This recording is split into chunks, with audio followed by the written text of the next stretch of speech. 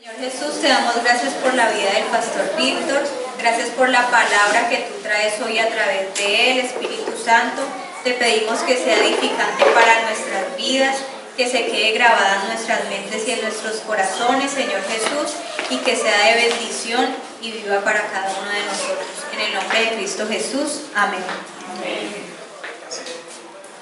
Amados, buenas noches. Saludo a todos, los bendigo. Y espero que este mensaje sea de bendición también para sus vidas, como lo ha sido para la mía. Vamos a hablar hoy, en esta noche, de algo que es muy inherente a la profesión que yo tengo, pero que no tiene nada que ver con ella. Vamos a hablar hoy de la justicia de Dios. Y vamos a hablar de la justicia de Dios porque este tema ha estado rondando mucho mi mente por diversas razones, no solamente por el trabajo, porque aparentemente los abogados trabajamos con justicia, pero en realidad no es así. Yo lo comprendí hace muchos años cuando empecé a caminar con el Señor. La justicia de los hombres no tiene nada que ver con la justicia de Dios. Y vamos a ver algo de eso porque eso es un tema muy extenso, pero este tema viene a la actualidad porque nosotros hemos estado viendo muchas noticias sobre lo que es la justicia. Y hemos estado viendo muchas razones porque, como todos sabemos, andamos en un proceso que llaman de paz. Y uno de los temas más complicados es cómo aplicarle justicia a los que han cometido tantos desmanes y tantos crímenes. Y la razón de eso es porque la justicia humana se basa en leyes y las leyes tienen un problema y es que las leyes pueden ser cambiadas, pueden ser interpretadas. Entonces, hoy, por ejemplo, hay conductas que nosotros podemos hacer que son delitos y antes no lo eran. O antes habían cosas que eran delitos y hoy no lo son. Y entonces eso hace que lleguemos a la conclusión de que la justicia de los hombres es cambiar, ¿no es cierto? La justicia cambia, la justicia se adapta, la justicia se puede aplicar de una forma, se puede aplicar de otra, y por esa razón es muy distinta a la justicia de Dios. Yo escuchaba a un experto que han traído de tantos que han desfilado por acá, diciendo cómo habían pensado ellos aplicarle la justicia a estos señores de la guerrilla.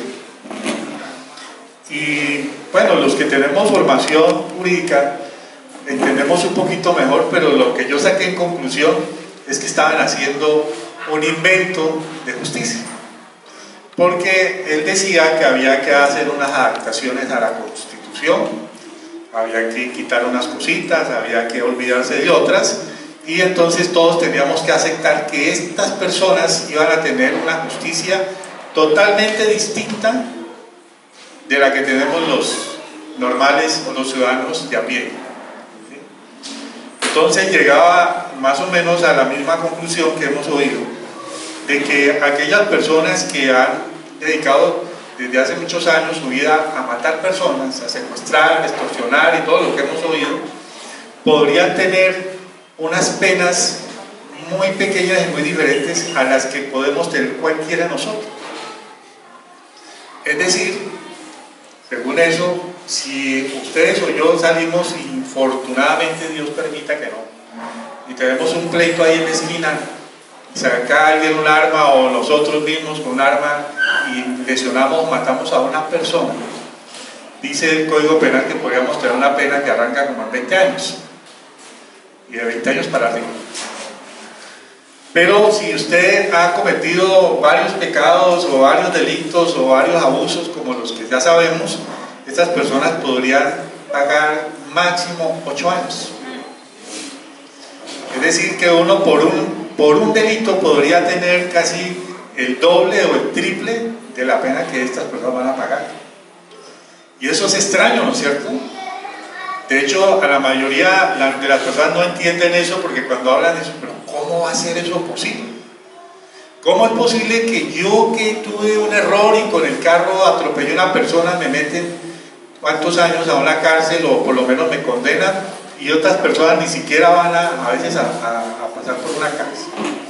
Y allí hay un problema que no es fácil de entender, y es el mismo problema que tenemos cuando hablamos de la justicia de Dios. Porque no lo vamos a entender, amados. Porque la justicia de Dios no funciona como funciona esta justicia. Y como no funciona así, nosotros tendemos a equivocarnos. Y a veces vivimos vidas cristianas equivocadas porque no entendemos cómo es la justicia de Dios. Y para ver si la podemos entender, hoy vamos a estudiar un pasaje muy conocido de una palabra que está en Lucas 18, capítulo 18, versículo 9 en adelante. Yo quiero que lo leamos. Lo vamos a leer rápido y después lo vamos viendo, porque aquí está la clave de esta parte que se llama la justicia de Dios, o bueno, parte de eso. Dice Lucas capítulo 18, versículo 9 en adelante, dice: a unos que confiaban en sí mismos como justos y menospreciaban a los otros, dijo también esta parábola. ¿Quién dijo? Jesús. ¿Quién está hablando ahí? Jesús. Dos hombres subieron al templo a orar. Uno era fariseo y el otro publicano. El fariseo, puesto en pie, oraba consigo mismo de esta manera: Dios, te doy gracias porque no soy como los otros hombres, ladrones, injustos, adúlteros, ni aun como este publicano. Ayuno 2 veces a la semana, doy diezmos de todo lo que gano. Esa es la oración de él. Mas el publicano, estando lejos, ¿lejos de dónde? Lejos del fariseo, ¿cierto? Por lo menos ahí se entiende. Estando lejos, no quería ni aún alzar los ojos al cielo, sino que se golpeaba el pecho, diciendo: Dios, sé propicio a mí, pecador. Es decir, él se decía, o decía delante de Dios: Dios, yo soy un pecador, sé propicio a mí, o sea, por favor, mira. Os digo que este descendió a su casa justificado, dice Jesús, antes que el otro, porque cualquiera que se enaltece será humillado, y el que se humilla será enaltecido. Ahí tenemos la explicación que da Jesús sobre la justicia o la justificación, que es otra cosa. Pero yo quería contarles que hace unos días vi una escena en un programa de televisión, una serie que me gusta mirar, y vi una de las escenas que para mí es la mejor que yo he visto en todas las películas y series que me he visto pues en mi vida, que he tenido oportunidad de hacer, porque era muy fuerte, pero muy diciente. Y esta escena es una mujer que es una reina de un reino específico, y es una mujer con mucho poder, es una mujer hermosa, y en la película o en el programa ella es, digamos, la reina todopoderosa, porque es la mamá del rey. El rey es un muchacho, el esposo de ella era rey, el papá de ella es rey, el hermano son príncipes, bueno, toda una familia real, pero ella es la poderosa, ¿ves? Y es una mujer intrigante, de un carácter fuertísimo, que ha mandado a matar personas, que ha intrigado contra otras, que es adúltera, que se acostaba con un hermano de ella, o sea, todos los pecados que usted imagina. Pero como tenía el poder, que era la reina, entonces es una mujer que estaba como por encima de todo eso. Todo el pueblo sabía eso, sabía qué tipo de persona era esta mujer, pero ella estaba fuera del alcance de la justicia, porque nadie la podía juzgar. Y resulta que en esta escena es porque se ha levantado una especie de, digamos, de jefe religioso que dice que todos los que pequen tienen que ser enjuiciados. Y el tipo la captura, siendo reina, y se la lleva para una cárcel y la meten a una celda y la tienen a pan y agua ahí. Y no le dan comida, no le dan agua hasta que ella declare que es pecador. y siendo reina, esta mujer sufre pues imagínense toda la humillación de la mujer prepotente y verse imposibilitada, aislada completamente de su poder, y se va deteriorando como persona y se digamos, se deprime de una forma tremenda. Pero resulta que la llama al final ya digamos, la opresión física que tenía en esa celda la obliga ya a ir a buscar entonces que cómo podía salir de ahí. Y este sacerdote, digamos, le dice, la única manera en que usted salga de esa celda es que usted confiese que usted ha cometido pecados. Y confiéselos todos. Y empieza esta mujer a confesarle los pecados. Sí, yo hice esto, yo maté a yo todo, a decírselo ahí. Y entonces dice, ya soy libre. No, sí, ya usted puede irse, pero tiene que sufrir una expiación. Entonces va a hacer un desfile de aquí de donde está la cárcel hasta su palacio, y va a caminar en medio de todo el pueblo, y en todo el pueblo va a ir como una sacerdotisa, digamos, de esa secta o de esa religión, y va a estar diciendo expiación, expiación, expiación, expiación. O sea, estoy pagando mis pecados, estoy pagando. Pero lo tenaz de esto no es eso, sino que a esta mujer le cortan el cabello. O sea, ustedes saben lo que una mujer, pues, que le dejan con el pelo mínimo, y la desnuda. Y desnuda, la hacen atravesar por medio de toda la ciudad, en la calle principal. La reina, dicen, no vas a vos de ser reina, sigue siendo la reina. Y la hacen caminar. Y van estos hombres detrás de ella gritándole, expiación, expiación, soy pecadora, soy pecadora. Empieza en la caminata, y yo me impresioné no solamente por la actuación, ¿no? Me impresionó porque esta mujer, llamada como actriz para actuar desnuda, porque se ve, y además se ve toda la escena de la multitud, y va pasando. Al principio ella se impacta por lo que le gritan, porque los gritos de los sacerdotes, pero después el pueblo, cuando ya va caminando, empieza a gritarle, a insultarle, a decirle prostituta, a decirle fornicadora, a decirle esto, y después las mujeres se le meten y le pegan, la escupen, le tiran excrementos, y un hombre se le desnuda al frente y le dice pues cualquier cantidad de barbaridades, y esta mujer tiene que aguantar todo eso, y en la altivez que llevaba al principio empieza a quebrantarse, a quebrarse, a quebrarse, hasta que logra llegar al palacio, y llega totalmente destruida, llega caída a los pies, ensangrando.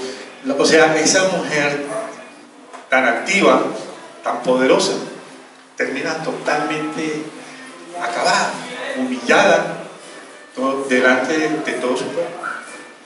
Cuando yo veía esta escena, a mí me impactó porque yo relacioné inmediatamente lo que vivió el Señor, lo que vivió Jesús.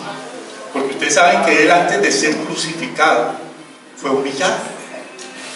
Y fue humillado de la peor manera. La palabra nos cuenta que fue abofeteado, que fue escupido, que fue azotado, que le pusieron la corona con unas espinas grandísimas que se enterraban en la piel de la cabeza, que fue burlado, o sea, se burlaran de él, le pusieron vestiduras de burla, que lo hicieron caminar con una cruz pesada por toda esa vía delante de toda la gente, que a su vez le gritaban, le escupían y le decían cosas terribles. Y ese hombre que sufrió eso no tenía pecado, no tenía falta alguna, no debía haber hecho eso, porque es el único, y la palabra lo dice, que no tenía pecado. Nadie tenía esa posibilidad diferente sino él, por su condición de hijo de Dios. ¿Y por qué se sometió ese hombre a eso? ¿Por qué se sometió ese ser a eso? Porque tenía en él el propósito de ayudarnos a nosotros a ser justos, justificados, que hubiera una justicia sobre nosotros. Y ese mismo hombre es el que le está hablando aquí a estas personas. Obviamente antes de su muerte, de su crucifixión, Y yo quiero que miremos por partes este pasaje que acabamos de leer. Y dice en el versículo 9, que es el principio, dice: a unos que confiaban en sí mismos como justos y menospreciaban a los otros, dijo también esta parábola. Entonces, ¿a quién le hablaba él? A unos que confiaban en sí mismos, o sea, que tenían confianza en ellos, y dos, que menospreciaban a otros. Y esta palabra, mis amados, es para la iglesia, porque esos que estaban escuchando a Jesús eran los fariseos, los saduceos, los sacerdotes del templo, eran la iglesia de ese tiempo. Y esta palabra es para la iglesia de hoy.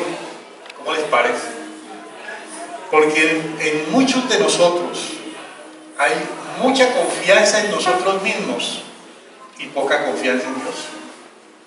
Y hay mucho menosprecio de nosotros por otras personas, porque nos creemos superiores moral, espiritual y hasta físicamente. ¿Y saben por qué, amados? Porque yo escucho en la iglesia muchas veces y en muchas ocasiones repetidas comparándonos con el mundo. Y entonces, como en el mundo hay ahora pecados tan terribles, como en el mundo uno ve inmoralidades que en la vida pues llegaba uno a pensar que pudieran ser posibles, como en el mundo hay ahora violencias tan extremas, abusos tan grandes contra niños, mujeres, contra poblaciones, como en el mundo ahora hay vicios que hace unos pocos años no se sabía, no se conocía, como en el mundo hay tanta podredumbre y tantas cosas. Cuando uno se compara con el mundo, hombre, uno se ve buenísimo. En cuanto uno se compara más con otros y esos otros son más malos o son más pecadores, uno como que se siente menos mal y menos pecador. Pero es una impresión, porque Jesús les dice a ellos: esta parábola es para ustedes. Y por eso él dice que dos hombres subieron al templo a orar, y el uno era fariseo y el otro publicano. Y la pregunta es: ¿quién era fariseo? ¿O qué era un fariseo y qué era un publicano? Y un fariseo, dice la historia, toda la historia de Israel, los historiadores que cuentan por lo menos la historia de la casta sacerdotal de Israel, dicen que el fariseo, la palabra fariseo significa en hebreo separado, distinto. O sea que quien era fariseo era alguien que era separado de todos los demás, que tenía una distinción en sí mismo que no le permitía ni siquiera mezclarse con el pueblo.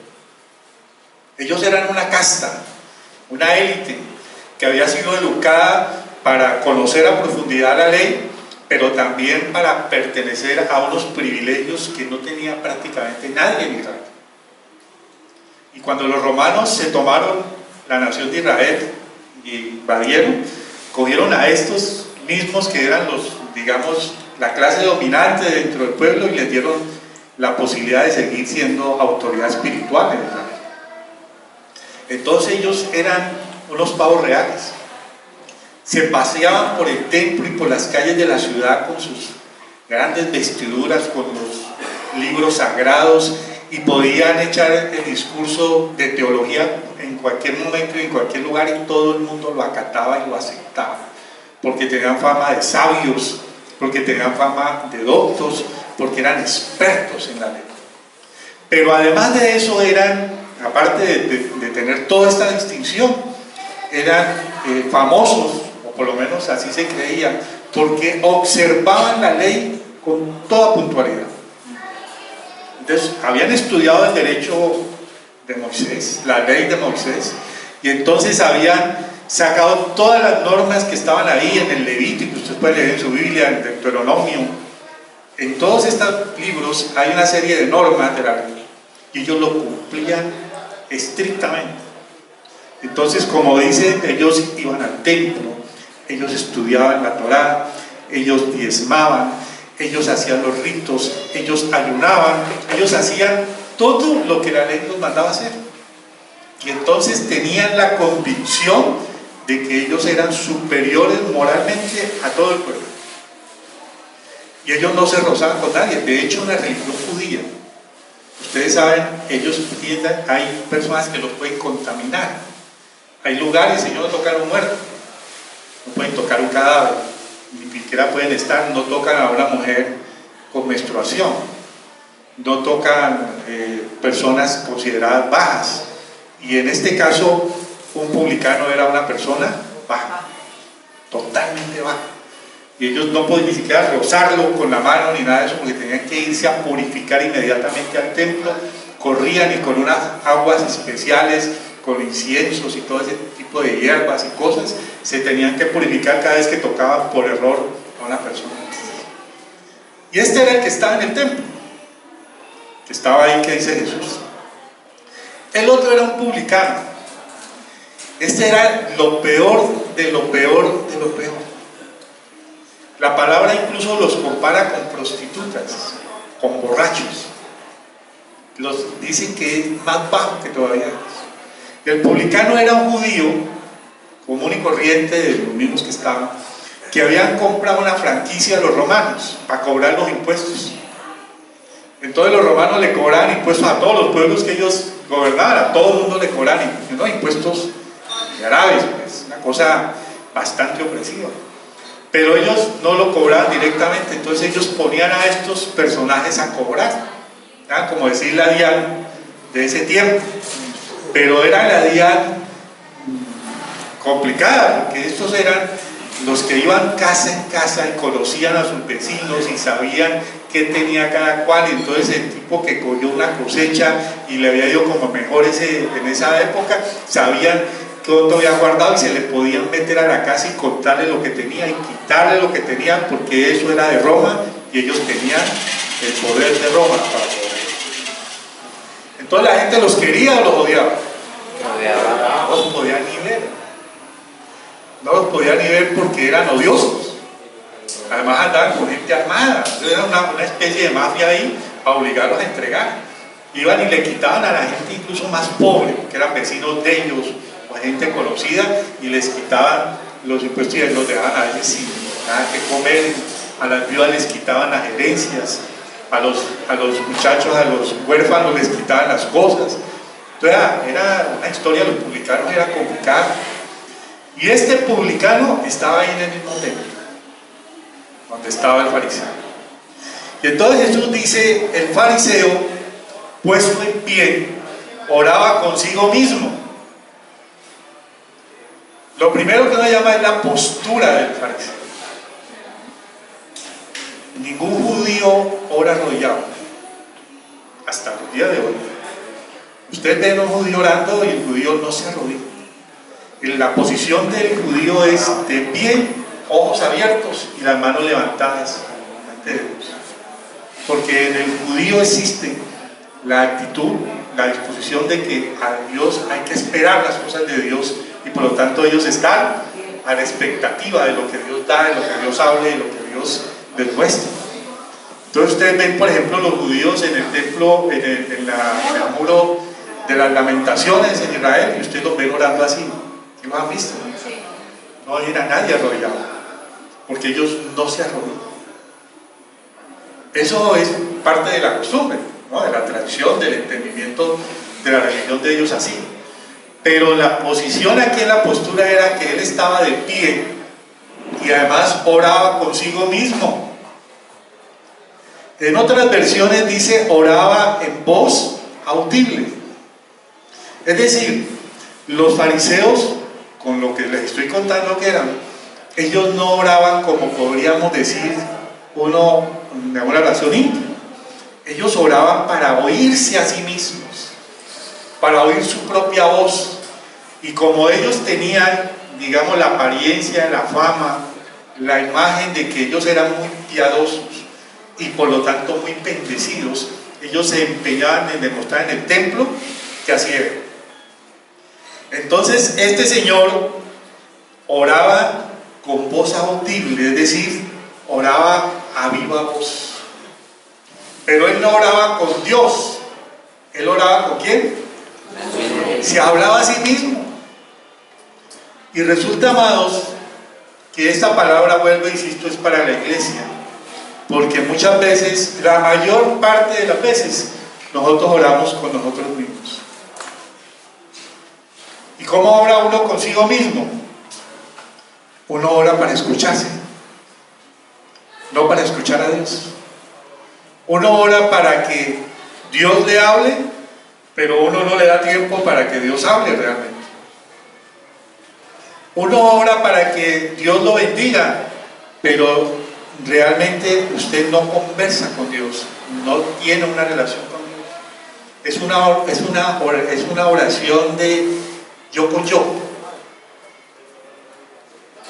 Es como cuando uno, comparaba yo, que usted necesita un favor de algo que le haga, y usted entra y ni siquiera saluda, porque hay veces que ni siquiera saludamos al Señor y vamos a conversar con Él. Si lo que uno llega derechito a la petición, ¿no? Es como que usted esté en su casa o esté en su oficina o en su empresa y llega alguien de la calle, cualquiera, o conocido, ¿no? Y entre de una y ni siquiera lo saluda y no, présteme 100.000 pesos, hermano, necesito 100.000 ya. ¿Cómo así? Pues por lo menos siente, hermano, salude, dé la mano, ¿cómo está? Pregúnteme a mí. No, llega uno derechito a la petición.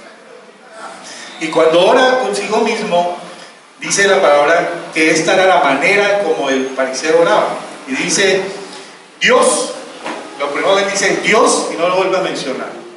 Dios, yo, la palabra no lo dice, ahí la Biblia no lo dice, pues yo lo tengo aquí anotado. Dice, Dios, yo te doy gracias. O sea, empieza toda la oración con yo.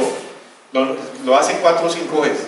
Dice, yo te doy gracias, porque yo no soy como los otros hombres, ladrones, injustos, adúlteros, ni aún como ese publicano. Miren cómo se va comparando con otros. Él le da gracias a Dios, no por lo que Dios le ha dado, sino por lo que Dios le ha permitido ser según él. Y él le dice, gracias porque yo, gracias a ti, no soy como ese poco de sinvergüenzas que me rodean, ese poco de pecadores, ese poco de gente que no te merece. Y después de eso, le dice, yo ayuno 2 veces a la semana. Entonces le empieza a hacer las cuentas al Señor de las cosas que él hace para Dios. Entonces le dice, yo ayuno. Mire que la palabra dice en Levítico que el judío solamente estaba obligado a ayunar una vez al año. La palabra no dice por ningún lado que uno debe ayunar más veces. Solamente en una sola parte dice que ellos ayunaban en víspera de la fiesta de la expiación. Y entonces era una vez, pero esto ya se han inventado la norma y ayunaban 2 veces por semana. Creo que eran los martes y los jueves, por decirle el tiempo de nosotros. Y entonces le sacan la cuenta a Dios. Le dicen, mire, usted una vez al año, pero yo ayuno 2 veces a la semana. Es decir, sacándole en cara a Dios lo que ellos hacen. Y doy diezmos de todo lo que gano. Y yo doy diezmos de todo lo que gano. O sea, le estaba ya diciendo, vean, hasta la plata mía la pongo aquí. ¿Cómo seré yo de bueno? ¿Cómo seré yo de bueno? Que no solamente debía ayunar una vez al año, ayuno 2 veces a la semana, y además de la plata mía yo doy el diezmo. Como ustedes ven en esta oración, aquí está ese ego de este hombre, ¿no es cierto? Aquí no está Dios por ningún lado. De hecho, él no está hablando con Dios, es como alguien que viene a darle cuentas a uno, ¿no? O a reclamarle las cosas que él ha hecho por uno. Yo he hecho esto, esto y esto. Y el que más le enfatiza es que gracias a él no es como ese publicano, ese sinvergüenza. Y dice aquí la palabra, más el publicano, y miren la posición del publicano, estando lejos. Él estaba lejos. En el templo de ese tiempo, ustedes recuerdan que el templo está dividido en varias partes y el templo tenía un atrio, que era donde llegaba todo el mundo. Había un lugar siguiente que era el lugar del holocausto, que se llamaba el lugar santo, que era el lugar del sacrificio, y había un lugar más recóndito allá, que era el lugar santísimo, donde se decía que estaba la presencia de Dios. Entonces, los que entraban al templo a adorar, como estaban estos dos, se tenían que ubicar más o menos entre el atrio y el lugar santísimo, porque ese era el espacio, porque en el lugar santísimo no entraba nadie sino el sumo sacerdote. Entonces, la posición que narra Jesús es que el publicano o los fariseos se hacían lo más cerquita del lugar santísimo. Es decir, ellos estaban en las primeras bancas, acá en los primeros asientos, porque ese era el lugar que ellos mismos se daban. Ellos tenían entendido que ellos eran muy buenos, estaban totalmente justificados, o sea, estaban muy bien con Dios porque le cumplían la ley a Dios. Y entonces el lugar que ellos merecían era allá, entre más cerca de Dios, allá mejor. Pero el publicano estaba acá, yo creo que estaba contra la pared que dividía el templo, estaba lejos, porque la palabra nos dice que él estaba lejos del publicano, y con toda seguridad el publicano estaba en las primeras lugares, en las primeras bancas, y dice que no quería ni aún alzar los ojos al cielo. La palabra nos dice que él estuviera arrodillado, los judíos no eran arrodillados, pero este hombre ni siquiera levantaba la cabeza. La tenía inclinada, la tenía humillada, la tenía debajo, con los ojos debajo, porque no se atrevía a mirar al cielo. Había en este hombre una actitud totalmente distinta. En este hombre, pecador como él solo, no había ni siquiera en él la más mínima intención de ponerse en un plan de mirar al cielo y de mirar a Dios, porque se sentía indigno de eso. Y su pecado lo llevaba a reconocer esa situación. Mientras el otro estaba de pie y oraba con el orgullo, este hombre oraba con su humillación, o desde su humillación. Y dice, sino que se golpeaba el pecho. Los judíos no se golpean el pecho. Esta es una escena rara. La palabra no hay sino 2 veces que menciona esto. Jesús menciona en esta parábola, y hay otra escena cuando están en la cruz, cuando Jesús está en la cruz, que dice que empezó a agonizar, y entonces los que rodeaban la cruz empezaron a entender lo que había pasado en esa cruz y a quién habían matado, y dice que empezaban a rasgarse las vestiduras y a golpearse el pecho, solamente en esas 2 ocasiones. Y Jesús dice aquí que este hombre se golpeaba el pecho. Y esa actitud de golpearse el pecho era porque este hombre sabía lo que había en su corazón. Sabía que su corazón estaba lleno de pecado, que en él había habido siempre indignidad delante de Dios, y que lo que nacía aquí, lo que crecía aquí en su interior, no lo hacía digno de eso. Y esa intención de golpearse es como si él se quisiera arrancar el corazón, que era indigno de estar delante de Dios. Es una escena tremenda. ¿Y por qué la menciona Jesús? Porque esta es la actitud realmente de una iglesia que está humillada delante de Dios. Cuando uno viene aquí, por ejemplo, en un día como hoy, en una hora como esta, uno tiene que venir realmente con una actitud de humillación, de humildad. Porque aquí, mis amados, nos congregamos todos para buscar de Dios, primero que todo, su perdón y su justicia.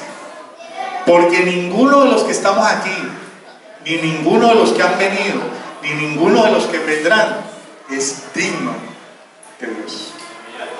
No somos dignos de Dios. No somos dignos de su perdón. No somos dignos de su justicia. No somos dignos de su bendición. Eso es lo que nos hace distintos a lo que vemos en el mundo.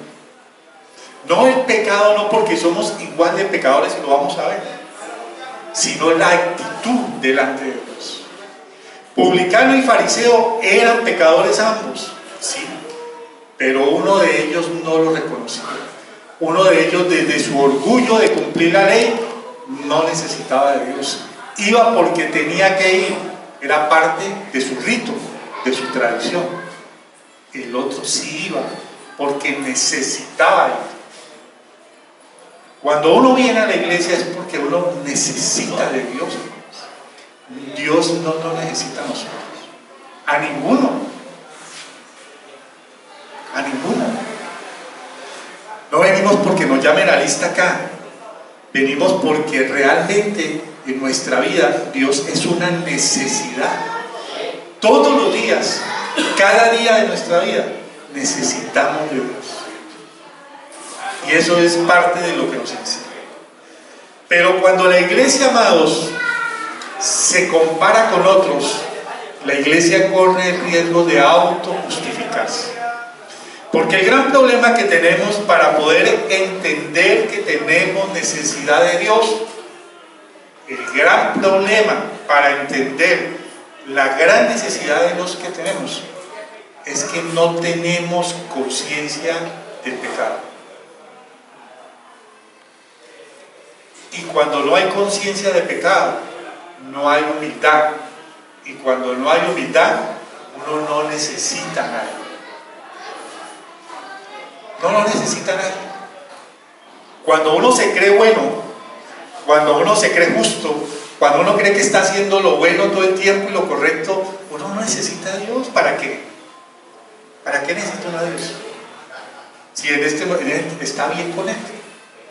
Uno es como una relación de uno con el jefe, ¿no?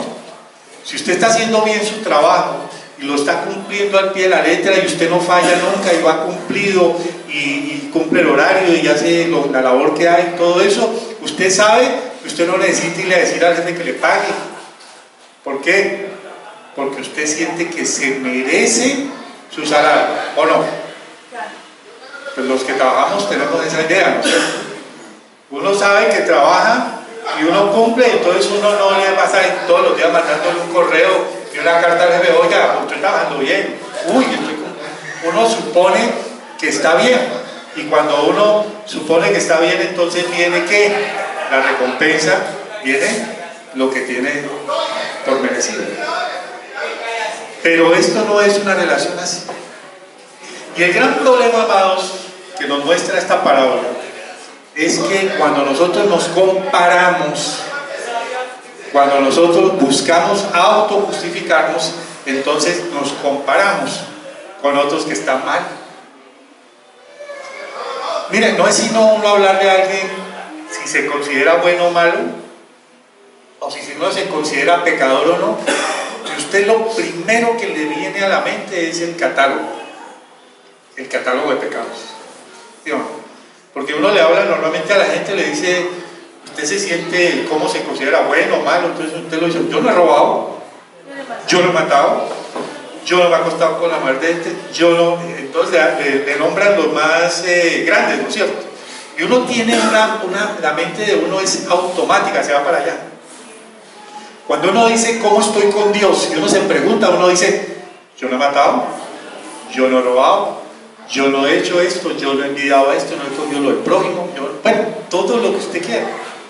Y bajo ese catálogo que uno chulea, entonces uno dice, bueno, ¿cómo estoy de bien con Dios? ¿Cómo estoy de bien con Dios yo? Porque yo soy buen marido, buen esposo, buen jefe, buen padre, buen hermano, buen hijo, a mí nadie no tengo enemigos, no tengo deudas. La gente hace ese tipo de escaneo, ¿no es cierto? Y entonces cuando usted hace eso, usted se compara, y cuando usted se compara, usted dice, estoy bien. Y cuando uno se aprueba a sí mismo, entonces uno dice, no necesito la aprobación de otro, y por lo tanto no necesito la aprobación de Dios.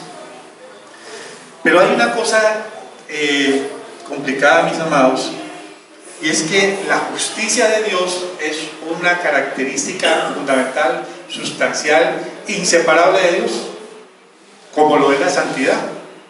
Todas las características de Dios, pero esas dos son fundamentales. Yo creo que ustedes saben, pero deben haber enseñado desde que empezaron a estar en la iglesia, que Dios es justo y que Dios es santo. ¿O alguien no lo sabe? Todos lo sabemos. De hecho, santo, santo, santo es la única característica de Dios que repite 3 veces en los salmos y en otras partes de la Biblia, porque es para recalcar: Dios es santo, es absolutamente santo. No hay santidad igual a Él. Pero como es de Él, es solo de Él. Dios es santo porque es su característica esencial, es de Él, es su aroma personal, es su característica, es su color, es su imagen. Él es santo, absolutamente santo. No hay pecado en Él, no hay ni siquiera el atisbo de pecado. Pero nosotros no lo somos. En ninguno de nosotros hay ese nivel de santidad. Por eso nosotros somos santos, o podemos aspirar a ser santos o santificados cuando Dios nos transfiere su santidad. Es como un perfume, amados. ¿Cómo percibo yo el perfume de alguien? La loción, por ejemplo, de Edgar aquí. ¿Tiene loción de echar forma? No. Pero digamos que Edgar tuviera loción y yo quiero oler la loción de él. ¿Cómo tengo que hacer? Me le tengo que acercar, ¿no? Porque aquí a menos que sea pues uno bien ordinario, de esos que no necesita uno arrimarse, ¿no? Sí, hay unos que se echan perfume ya hasta lo hostigan. Pero en términos normales, si yo quiero percibir el aroma, el olor de esa persona, el perfume, lo que sea, yo tengo que acercarme, ¿no es cierto? Entre más cerca, más me impregno. Y si yo quiero untarme de esa loción, tendría que tocar, ¿no es cierto? Tendría que tener un contacto más cercano y de pronto untarse en eso. Como la loción es de Edgar, y él es el que la tiene y es de él, la única manera en que yo pueda tener esa loción, salvo que tengo una igual, es que él me dé de esa loción, de ese aroma, porque si no, no hay manera. ¿Me entienden ese concepto? Esa es la única forma de ser santos. Y es la única forma de ser justos. Porque si nosotros no tenemos de Dios esa característica y nos la untamos, nos la impregnamos, nos la trasladamos, nos la transferimos, no podemos ser ni santos ni justos. Entonces, como los judíos de ese tiempo no tenían esa posibilidad o no la querían hacer así de esa forma, ellos inventaron una alternativa que era: ¿cómo yo me puedo salvar? ¿Cómo puedo ser yo justo? ¿Cómo puedo ser yo santo sin untarme el perfume? Y entonces inventaron una teología diferente que era cumplir la ley. Y al cumplir la ley, lo que ellos querían decir es que ellos solo necesitaban cumplir las cosas que Dios había mandado hacer. El problema era cómo las cumplían, porque la ley tenía varias reglas, varias normas. Todos la conocemos, ¿no es cierto? Está en Génesis 20. Recuérdenme alguna: no matar, no optar, no levantar falso testimonio, no codiciar la mujer del prójimo, ni el burro, también dice, ni la mula, todas esas cosas. Pero eran unas reglas que estaban establecidas. Entonces ellos llegaron al punto y dijeron: ¿cómo me justifico yo? ¿Cómo hago para que no tenga que estar yo yendo a cada rato a buscar el perfume de Dios, sino que sea más portátil? O sea, que yo lo pueda manejar por mi cuenta, que yo pueda manejar el tiempo de eso. Entonces inventé la salvación por obras. Y esa teología implica, mis amados, que hay que esforzarse para que Dios ya lo dé a uno por aprobado. Entonces lo que ellos hacían era hacer cosas para Dios. Hacemos cosas para Dios. Hacemos cosas para que Dios nos apruebe. Nos manejamos bien, entre comillas, no porque tengamos la convicción de que hay que hacer lo bueno y no lo malo, sino porque si creemos que nos manejamos bien, nos va bien en la vida, porque Dios nos bendice. Eso es un concepto muy humano. Está en contravía de la palabra. Totalmente en contravía. La palabra no dice que nos salvamos ni somos bendecidos por obras, nos dice que somos salvados y justificados por fe, por creer. Si somos salvos y somos justos, es porque tenemos fe en Dios. Pero es que si yo hago lo malo y tengo fe, entonces me salvo. Es imposible hacer las dos cosas. Usted no puede tener fe en Dios y hacer cosas malas. No tiene sentido. Puede que lo diga.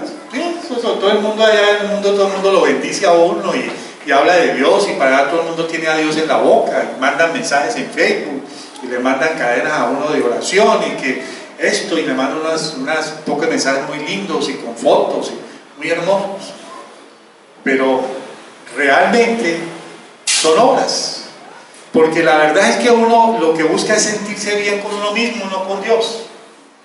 Entonces la gente hace cosas para justificarse a sí misma, no buscando la justificación de Dios. Por eso en las grandes religiones del mundo, amados, es una de las grandes características. La única doctrina, la única religión, por ponerlo así, aunque no me gusta hablar del tema religión, donde no te piden que hagas nada, porque todo lo hace Dios, te salva, te justifica y te santifica, es la religión cristiana. Todas las demás te piden obras. Tienes que hacer algo para Dios, para ganarte la salvación y la aprobación de Dios. Miren cualquiera. La católica, por ejemplo. Todos los que hemos formado la católica. Hay que hacer muchas cosas. Obras de misericordia se llaman. Hay que ayudar a los enfermos, a los pobres, hay que darle... Y todas esas cosas están puestas allí porque hay que rezar, porque hay que... el rosario, porque hay que hacer una cantidad de cosas para poder ser salvos. Los musulmanes pueden llegar a ponerse una bomba encima para irse a explotar allá como un suicida, porque hacen cosas para Dios, y se aseguran que se van para el paraíso si matan a infieles, si matan a gentiles. Todas las religiones tienen esa característica, menos la religión o el evangelio de Jesús. No hablemos de religión. Y nosotros, amados, tenemos entonces que tener claro que ni nuestra justificación ni nuestra salvación es por obras. ¿Estamos llamados a hacer lo bueno? Sí, pero hacemos lo bueno porque creemos en Dios. Y al creer en Dios y al seguir a Jesús, tenemos que hacer lo bueno obligatoriamente. No es posible hacer dos cosas distintas, pero sí a veces lo logramos. En mucha parte de la iglesia tenemos esa dualidad. Decimos seguir a Jesús, pero hacemos lo malo. Y la palabra dice que el que no da fruto y no muestra fruto, en realidad no lo está haciendo. Porque el que no es transformado en cosa buena, significa que sigue siendo el hombre viejo, el hombre antiguo, el hombre anterior, que no ha sido transformado. ¿Eso está claro? Amén. Por eso, cuando nosotros tenemos justicia propia, nosotros tenemos es una justicia de orgullo, de autocomplacencia. Es muy peligroso justificarnos nosotros mismos, y desgraciadamente es lo que generalmente buscamos hacer. Miren, nosotros tenemos razones para todas las cosas que hacemos en la vida. Todo tiene una explicación, una justificación. Uno escucha a gente que ha cometido cosas gravísimas, asesinatos, violaciones y cosas, y tienen justificación. delante de ellos mismos, que fueron niños abusados, que fue que la mamá o el papá hizo esto con ellos, que es que vivieron en un medio de violencia, que eran muy pobres, que no tenían para comer, que tenían una cantidad de explicaciones para justificar lo malo. Cantidades de cosas. Y eso no es solamente afuera, es acá adentro también, en el interior de la iglesia. Nosotros a veces tomamos el camino de autojustificarnos para darnos por bendecidos. Y sabemos que estamos haciendo cosas malas, pero nos autojustificamos diciendo que son cosas que Dios nos ha puesto a hacer. Y no es verdad. Por eso la única razón, amados, la única forma de alcanzar la justificación, la justicia de Dios, el perdón de Dios, es el método que Dios puso, y no hay más. No hay más. ¿Y saben por qué, amados? Yo creo que le damos Mateo capítulo 5, porque quiero darles un ejemplo de cómo es la justicia y cómo es la ley, como la explicó Jesús. ¿Mateo qué? Mateo capítulo 5, versículo 17. ¿Me dicen cuando estemos ahí? 5:17, ¿no? Dice: no penséis que he venido para abrogar la ley. ¿Qué es abrogar? Revocar. O los profetas. Él les advierte, el primero que todo les voy a decir, yo no estoy quitando la ley, ojo, porque es que aquí se ha pasado al tema de la gracia como que ya nosotros estamos del otro lado, ¿no es cierto? Pero no hablemos de eso porque es otro tema. Y dice: no he venido para abrogar, sino ¿para qué? Para cumplir. Entonces lo que él está diciendo, la ley está vigente, les aclaro eso, está vigente y está vigente hasta hoy. ¿Cuál es la ley de Dios? Ya les he estado diciendo, pero ahora la leemos. Y dice: porque de cierto os digo que hasta que pasen el cielo y la tierra, ni una jota, ni una tilde pasará de la ley hasta que todo se haya cumplido. Por lo tanto, nosotros, varios miles de años después de que esta ley esté vigente, la tenemos que seguir observando. Es decir, tenemos que amar a Dios sobre todas las cosas, no levantar ídolos delante de Él, no hurtar, no mentir, no codiciar bienes ajenos, no codiciar la mujer del prójimo, todo lo que ustedes conocen. ¿Sí? Eso está vigente, eso no ha cambiado. Pero Él dice: yo vine para que eso se cumpliera. Y aquí dice: de manera que cualquiera que quebrante uno de estos mandamientos muy pequeños, y así enseña a los hombres, muy pequeño será llamado en el reino de los cielos. Mas cualquiera que los haga y los enseñe, este será llamado grande en el reino de los cielos. Porque os digo que si vuestra justicia no fuere mayor que la de los escribas y fariseos, no entraréis en el reino de los cielos. Él sabía, y en ese tiempo todos sabían, que cumplir la ley como la cumplieron los fariseos era un complique, amados. Eso era complicado, o sea, para gente con plata, y con tiempo, y con poder. Porque ellos habían puesto unas reglas que no había manera de cumplirlas. Por ejemplo, los sacrificios, había que llevar animales de tanto tiempo, de tal edad, que fueran grandes, que no fueran cualquier cosa, porque a Dios no le podía llevar cualquier cosa. Y como ellos eran los únicos que tenían plata para comprar ese tipo de animales, entonces todos los demás que quedaban fregados, porque no eran ni justificados ni salvados. Porque había que repartirle a los pobres. Entonces ellos iban y hacían esa falsa misericordia de llevarles y entregarles, y les daban, porque convocaban en el templo y se paraban en la entrada y convocaban a todo el mundo para que todo el mundo viera cómo ellos eran de buenos y generosos. Y los que no tenían plata, ¿qué hacían? Como decían, muchachos, baila. No podían cumplir la ley. ¿Sí me entienden? Y Él les dice: para que ustedes sean justificados, tienen que hacer cosas más grandes que ellos. Una justicia más complicada todavía. Y mira cómo la complica.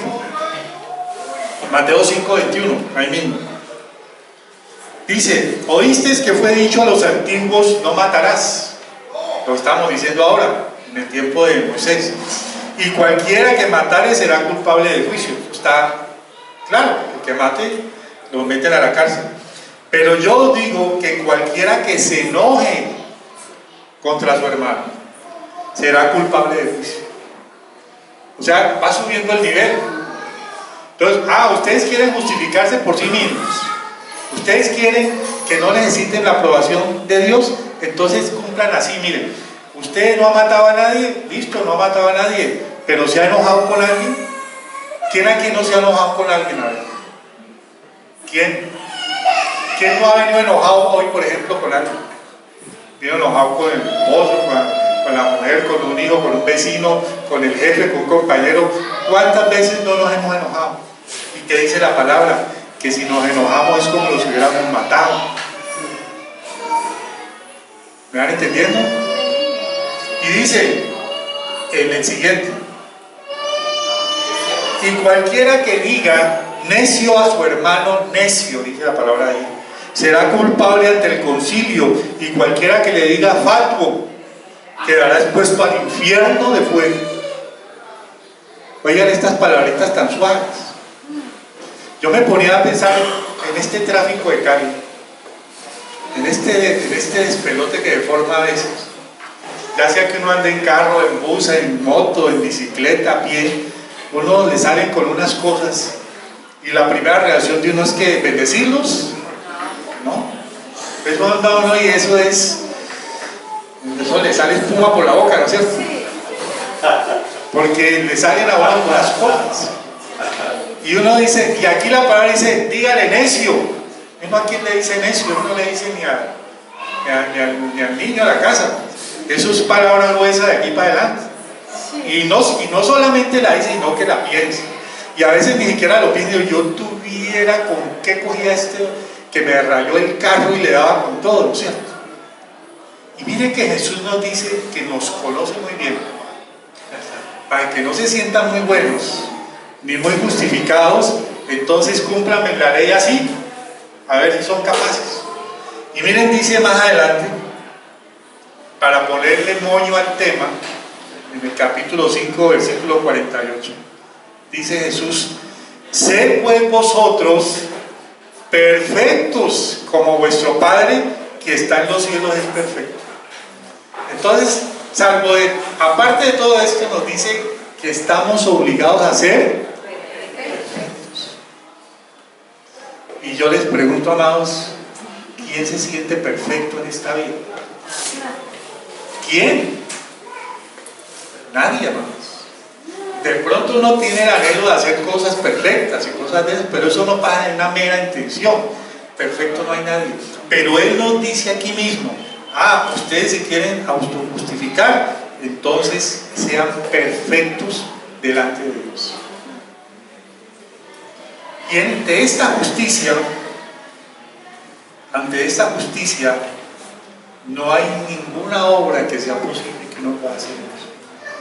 Uno se puede proponer, amados, un día de estos, no voy a decir malas palabras, no voy a pensar mal de nada, me voy a manejar lo más bien posible. Hoy va a ser el día de victoria mía, voy a ser santo desde las 7 de la mañana hasta las 7 de la noche. No voy a hacer nada malo contra Dios. Y hagan las cuentas cuando lleguen a la casa, ¿cómo les ha ido? ¿Cómo les ha ido? Y entonces uno entiende que todos estamos lejos de esa justicia. Porque la justicia de Dios, aparte de ser así, amados, es una justicia inmutable, es decir, que no cambia. Porque uno podría aspirar a que Dios le baje un poquito el nivel, ¿no es cierto? Les estaba contando de la justicia esta que están promoviendo para la guerrilla. Y los que somos abogados, a mí me da risa realmente cuando escucho a todos estos expertos en radio y noticieros hablando de la justicia transicional y todas esas cosas que están tratando de armar para poderlos meter en esa justicia. ¿Por qué? Porque se están inventando cosas que no son ciertas. Están cogiendo la Constitución, que es como decir esta ley de Dios, y la están volviendo ropa de trabajo. ¿Solo para qué? Para poder meter a estos tipos en eso. Entonces hay momentos en que uno como Como ser humano uno aspira a que la justicia de Dios como que baje un poquito y se acomode a uno. Como que, hombre, Señor, hay cosas donde es imposible que yo no las vaya a hacer. Es que si vienen y me pegan y me ofenden y me agreden, ¿cómo no voy a reaccionar yo? ¿Sí o no? Es que si el vecino viene y me la tiene montada y todos los días lo mismo, y llega el momento en que yo tengo que defenderme, porque si yo no me defiendo, entonces el tipo va a acabar conmigo. Y tengo entonces, ¿cuál es la justificación? Yo saco un arma, o yo saco los mismos insultos de él, o las mismas agresiones y me defiendo. ¿Sí o no? El problema es que esa justicia no se ajusta, no se acomoda a las personas. Y por eso es tan difícil que nosotros podamos entender que somos justificados. Porque no somos ni justificados ni santos frente a todo esto que estamos viendo. Y miren,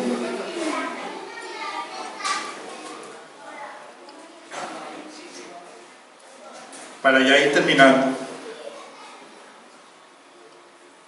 que Dios, o delante de Dios, no puede haber maldad, no puede haber pecado. Y la palabra dice que si nosotros tenemos maldad y tenemos pecado, no podemos estar con Dios. Y si no podemos estar con Dios, entonces estamos fuera del plan de Dios. Hay una frase que se usa mucho, la he oído incluso aquí en la iglesia, que es antibíblica porque no la tiene en la Biblia, es mentira. Dice, es que Dios aborrece el pecado, pero ama el pecado. ¿No la han oído ustedes? Yo aquí lo he oído mencionar. Y eso no es cierto. Dios aborrece pecado y pecador. Leamos aquí en Salmo 5, 4, 6, ya se los leo aquí a la carrera. Salmo 5, versículo 4, dice: porque tú no eres un Dios que se complace en la maldad, el malo no habitará junto a ti. Dice, el malo no habitará junto a ti. Los insensatos no estarán delante de tus ojos. Aborreces a todos los que hacen iniquidad. Eso está claro, ¿no es cierto? Yo no veo por ningún lado que diga aquí, no, el pecado tranquilo, pero usted, yo lo quiero, yo lo amo, yo me lo aguanto así como es. No. Porque incluso dice en el 6, destruirás a los que hablan mentiras, al hombre sanguinario e engañador abominará. Por lo tanto, tampoco es cierto que aunque seamos pecadores, el Señor nos ama como pecadores, pero aborrece el pecado. No es así. Entonces la cosa se está poniendo complicada, ¿no es cierto? No sé ustedes cómo la ven. No podemos hacer las cosas en justicia por cuenta nuestra. Esas normas que Él ha puesto están muy bravas. Ese nivel está inalcanzable. Si seguimos siendo pecadores, no nos recibe Dios ni nos podemos acercar a Él. Entonces, ¿qué vamos a hacer? ¿Te lo han preguntado? Porque no podemos sacar el pecado de nosotros, está con nosotros, está todo el tiempo. Caemos en un sentido o el otro. Incluso en la mismo capítulo 5 de Mateo que estamos leyendo, habla más adelante. Si no necesitas acostarte con otra mujer, sino desearla en la mente, ya eres fornicario, ya eres adúltero. Entonces, si eso es así, no hay ningún pensamiento prácticamente de nosotros que esté santo ni santificado. ¿Qué vamos a hacer, amados? ¿Cómo vamos nosotros a sentirnos salvos y justos delante de Dios? Y cuando uno lee esto, entonces la pregunta es, yo la escribí aquí, ¿cómo nos ponemos a cuentas con Dios? ¿Cómo lo hacemos?